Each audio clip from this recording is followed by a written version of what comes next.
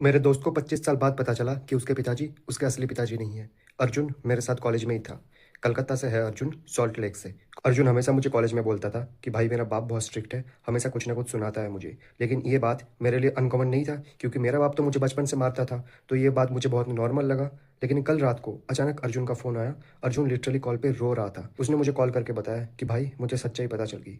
मैंने पूछा क्या है? वो बोलते भाई मेरा बाप नहीं है। मुझे लगा दारू पी रखी होगी अर्जुन ने। मैंने बोला भाई ज़्यादा दारू पी रखी तूने आज, सो जा। फिर अर्जुन बोलता है नहीं भाई मैंने दारू नहीं पी रखी, ये बात सच है।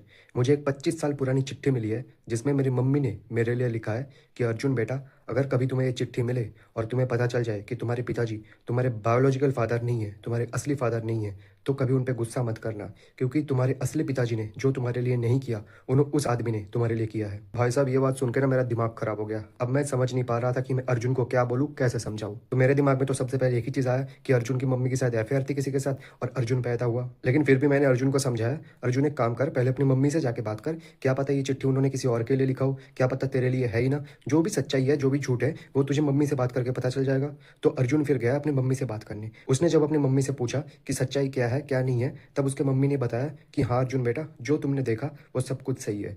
ना वो तुम्हारे असली पिताजी है और ना मैं तुम्हारी असली माँ हूँ। अब अर्जुन का दिमाग और भी ज़्यादा खराब हो गया। वो और भी ज़्यादा सदमे पे चला गया। पहले उसका बाप नहीं था, अब उसकी माँ भी बोल रही है वो उसका माँ नहीं है। फिर अर्जुन की माँ बोलती है कि मैं तुम्हारी मम्मी की बचपन की दोस्त हूँ। जब तुम पैदा हुए थे तो उससे कुछ घंटे बाद ही तुम्हारी मम्मी की डेथ हो गई थी। इसी वजह से तुम्हारी मम्मी ने बोला था तुम्हारा ध्यान रखने के लिए, और उस टाइम पे तुम्हारे पिताजी ने तुम्हें अपनाया था और उन्होंने बोला था कि मैं अपने खून के रिश्ते से भी ज़्यादा प्यार करूंगा अर्जुन को। फिर अर्जुन बोलता है जो मेरा असली पिताजी था वो कहाँ है? तब अर्जुन की मम्मी बोलती है, जो करंट मम्मी है वो बोलती है कि तुम्हारे पैदा होने के कुछ साल बाद तक वो कलकत्ता में ही थे, उसके बाद वो कहाँ चले गए किसी को नहीं पता। और फिर ये सब कुछ जानने के बाद अर्जुन ने अपने पिताजी से, अपने करंट पिताजी से जाके बात करी। वो भी बेचारे बहुत रोए। उसके बाद उन्होंने बताया कि हाँ बेटा, तुम शायद मेरा खून का रिश्ता नहीं हो, लेकिन मैंने तुम्हें कभी भी पराया नहीं समझा। अर्जुन आज शाम को मेरे पास आया था, बहुत रोया उसने, बहुत दारू पी।